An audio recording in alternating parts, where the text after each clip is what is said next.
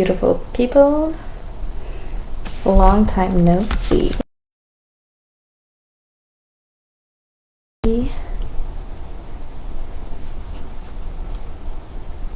Hello everybody. I hope everybody is fully recovered at 12 p.m. or 12 a.m.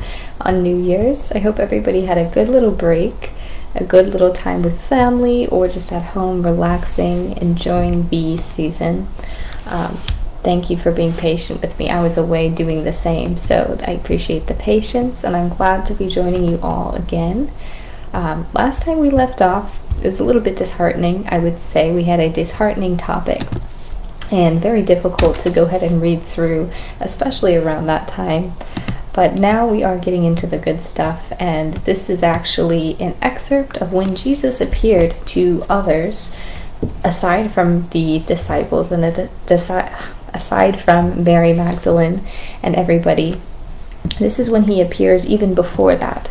And it says here, Jesus appears fully materialized before Apollo and the Silent Brotherhood in Greece, appears to Claudas and Juliet near Rome, and appears to the priests in the Egyptian temple at Heliopolis. So again, showing the divine nature of Jesus, showing the ability that God has to instill upon man. And it's a beautiful thing because he's appearing in many places. I don't know if it's all at the same time or, it's short enough time between this and then the appearance to the disciples and Mary. So it's actually a very special thing, again, affirming his divinity and affirming the grand and powerful nature that God has over man, and the ability that man actually has to fully materialize and use that power and become great himself. So this is the message that Jesus is teaching these many people, and I'm just going to go ahead and read through it today. Again, I hope everybody's doing well. In the name of Allah, most gracious, most merciful, let us begin. We have here Apollo with the Silent Brotherhood of Greece was sitting in a delphian grove. The oracle had spoken loud and long. The priests were in the sanctuary, and as they looked, the oracle became a blaze of light. It seemed to be on the fire and all consumed. So I'll go ahead and pause right here to clarify, because the oracle can also be used to describe literally an oracle, like a person who can reveal secrets, the future, etc. But in this sense, the oracle was a non-living being. It was like a temple of sorts, and it's described here as like wood and metal or something like that. But the oracle was a non-living thing, and really these people in the Brotherhood of Greece were meditating. That's why it says here the oracle had spoken loud and long. They were meditating towards this oracle or this sacred item. And then it comes a blaze, so don't confuse, it's not a person becoming a blaze or catching on fire. Okay, but it seemed to be on fire and all consumed. The priests were filled with fear. They said, "A great disaster is to come. Our gods are mad. They have destroyed our oracle." But when the flames had spent themselves, a man stood on the oracle pedestal and said, "Allah speaks to man, not by an oracle of wood and gold, but by a voice of a man. The gods have spoken to the Greeks and kindred tongues through images made by man. But Allah, the One, now speaks to man through Jesus, the only Son, who was and is and evermore will be. This oracle will not fail. The living oracle of Allah, the One, will not fail." It says this oracle will fail in regards to the wood and the gold. This oracle will fail. The living oracle of Allah, the One, will not fail. Apollo knew the man who spoke. He knew it was the Nazarene who once had taught the wise men in the Acropolis and had rebuked the idol worshippers upon the Athens bench. And in a moment Jesus stood before Apollo and the Silent Brotherhood, and said, "Behold, for I have risen from the dead with gifts for men. I bring you the title of your vast estate. All power in heaven and earth is mine. To you I give all power in heaven and earth." Go forth and teach the nations of the earth the gospel of the resurrection of the dead and eternal life through Jesus, the love of Allah made manifest to men." And then he clasped Apollo's hand and said, "My human flesh was changed to higher form by love divine, and I can manifest flesh or in the higher planes of life at will. What I can do, all men can do. Go teach the gospel of the omnipotence of men." Then Jesus disappeared, but Greece and Crete and all the nations heard. Claudius and Juliet, his wife, lived on the Palatine in Rome, and they were servants of Tiberius, but they had been in Galilee. They had walked with Jesus by the sea and heard his words and seen his power, and they believed that he was Jesus made manifest. Now Claudas and his wife were on Tiber in a little boat. A storm swept from the sea, and the boat was wrecked, and Claudas and his wife were sinking down to death. And Jesus came and took them by the hands and said, "Claudas and Juliet, arise and walk with me upon the waves." They arose and walked with him upon the waves.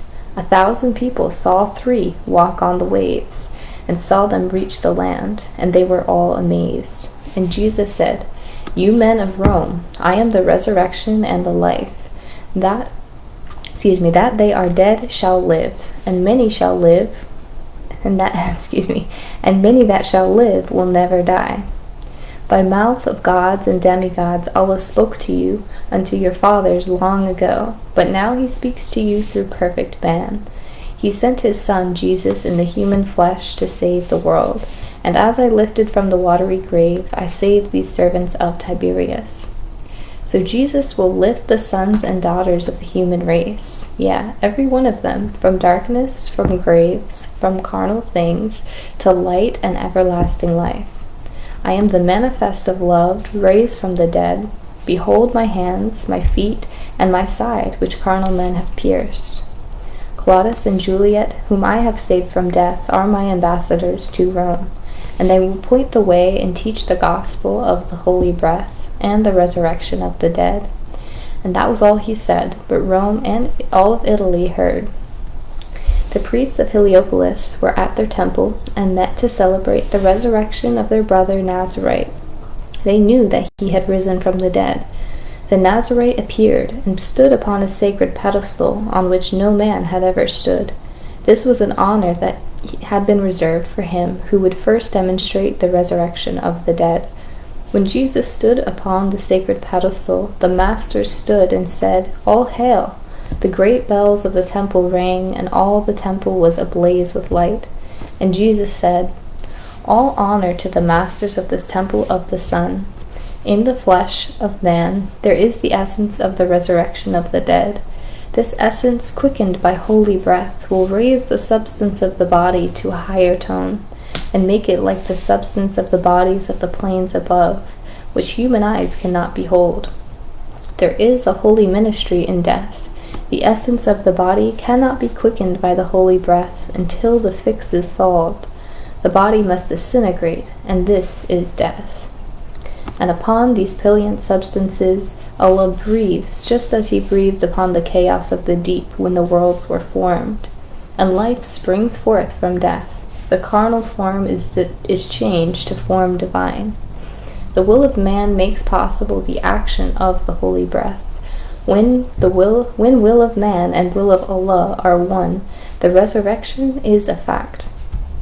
In this we have the chemistry of mortal life, the ministry of death, and mystery of deific life.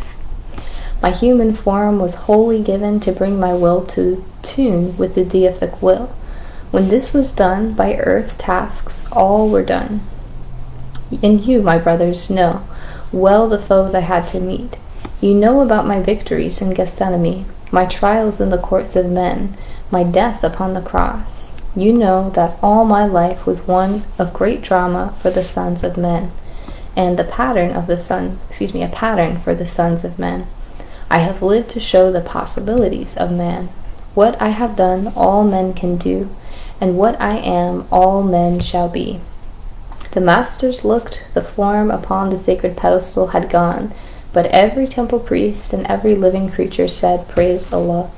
Alright, so this is the Holy Koran of the Moorish Temple of Holy Science, the Moorish Holy Temple of Science, divinely prepared by the Prophet, noble Prophet Juliet. Sorry, gotta get back into my rhythm here, you guys. Thank you for your patience, but this is not something that is talked about in the gospel, okay, this coming, but I think there was some sort of suggestion that Jesus had appeared to others as well as the disciples, and it could have been even in the order of Jesus appearing after he appeared to the disciples.